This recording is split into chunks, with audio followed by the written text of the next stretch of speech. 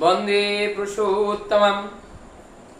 खाना पीना और मरना, क्या यही जीवन है? जीवन की मूल्यबोध एवं मूल्यबोध को जानने के लिए सबसे पहले जानना पड़ेगा इस जो देह हमें मिला है, इस देह पर अधिकार किसका है? क्या यह मेरा शरीर है और इसके ऊपर मेरा अधिकार है? मैं डॉक्टर हूं, मैं इंजीनियर हूं, मैं डीएम हूं, मैं एसपी हूं। किस लिए हूं? अगर मैं एक टीचर हूं तो इस टीचर का अर्थ है जो पढ़ाए। किसको पढ़ाए? स्टूडेंट को पढ़ाए। अगर हमारे पास विद्यार्थी नहीं है तो हम टीचर कहां से हुए? तो हमारे टीचर, अध्यापक हम तभी कहलाएंगे जब हमारे पास विद्यार्थी हो। इसका मतलब हम जो पा रहे हैं वो समाज से ही पा रहे हैं। तो निश्चित यहां पे ये स्पष्ट है, हमारा जीवन का जो मूल्यबोध है, ये जीवन पर हमारा अधिकार नहीं। हमारी इस जीवन पर इस समाज का अधिकार है, इस परिवेश का अधिकार है, क्योंकि ये शरीर हमारा नहीं है। मालिक की दया से ये शरीर मिले हैं और इस शरीर के अंदर स्वयं मालिक की निगरानी में ही चल रही हैं। लेकिन मालिक कुछ देर के लिए हमें बुद्धि दिए हैं, उस बुद्धि को प्रयोग करते हुए चलने के लिए हमें स्वतंत्र कर देते हैं। और उस स्वतंत्रता को पाकर हम अपने आप को एक बहुत बड़े इंसान समझ लेते हैं। ये तो बहुत बड़ा भूल है। हमें मूल्यांकन करना चाहिए कि हम तो मूल्यहीन हैं। हमारा मूल्य कहाँ? क्या हम चाहते हुए हम अपने सांस को 1 मिनट ज्यादा रोक करके रख सकते हैं? नहीं। तो हमारा अधिकार कहाँ? इस शरीर पर तो हमारा अधिकार नहीं है, इस शरीर पर तो हमारा नियंत्रण नहीं है। हमारे शरीर पर नियंत्रण जिसका है, इस शरीर का पर अधिकार भी उसका है। जब मालिक का दिया हुआ शरीर है, अधिकार मालिक का है, अर्थात ये मालिक के सेवा के लिए ही ये शरीर हमें मिला है। तो सेवा कैसे किया जाए? जब हम इस धरती पर आए हैं, इस शरीर के ऊपर अधिकार समस्त जगत की है। इसका दूसरा उदाहरण देकर के हम समझ सकते हैं।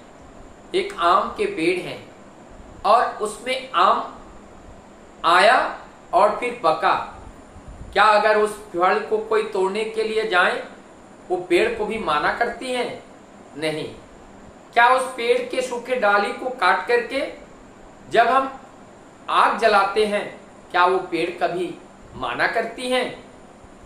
जब उनके छाया के छत्र छाया में हम जब जाते हैं और गर्मी से ओतप्रोत दुखी जीवन, तृष्णित जीवन उस छाया में जब जाते हैं तो हृदय शीतल हो जाती हैं। क्या उस समय वो पेड़ हमें माना करती हैं? नहीं।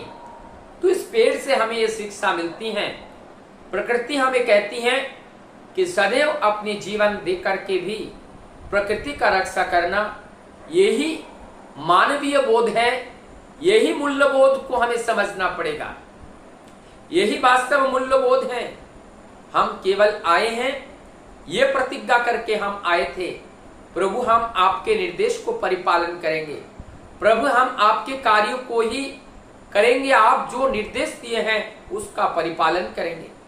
जब हम माँ के गर्भ में थे, सिर हमारा नीचे की ओर और पैर ऊपर की ओर करके शीर्ष आसन लगाकर जब हम माँ के गर्भ में थे और उस काल कोठरी में कितना दुख झेलना पड़ा, और उस समय प्रभु दया करके हमें इस धरती पर, इस जगत में उन्होंने भेजे हैं। लेकिन ये बताकर भेजे थे कि तुम भूलोगे नहीं, वहां जाकर हमारे कार्य को ही करोगे। लेकिन दुर्भाग्यवश उन्होंने हमें स्वतंत्र कर दिए। हमने अपने बुद्धि का प्रयोग किया, और बुद्धि का प्रयोग करके हम अपने देह सुख के लिए, हम अपने परिजनों के सुख के लिए, हम अपने स्त्री पुत्र के सुख के लिए हम अपने जीवन को खपा दिए। लेकिन हमने जीवन में एक पल भी नहीं सोचा कि जिन्होंने ये जीवन दिया और जिन्होंने हमें मुक्त किया उस काल कोठरी से, हमने उसके लिए क्या किया। उसके लिए अगर हम जी नहीं पाए, उसके लिए अगर हम कुछ कर नहीं पाए, तो जीवन का कोई अर्थ ही नहीं होता है। जीवन मूल्यहीन हो जाएगा। समय तो केवल 2 पल का है, और ये 2 पल, एक पल तो बीत गया, और एक पल, वो घड़ी किसी भी वक्त आ सकती है। किसी भी वक्त जो प्राणवायु चल रही है, वो प्राणवायु अवरुद्ध हो सकता है। तब जाकर के ये जीवन वहीं पर समाप्ति हो जाएगा। तो अगर ये जीवन चला जाए, तो क्या इस जीवन से जिस कार्यों को हमें करना था, करना ये था, जब इस जीवन को, इस देह को छोड़ करके, जब इस भाव देह अर्थात वो जो सूक्ष्म शरीर जब निकाल के जाएगा, वो कर्म फल लेके जाएगा। कर्म फल की कौन सी गठरी को लेके जाएगा?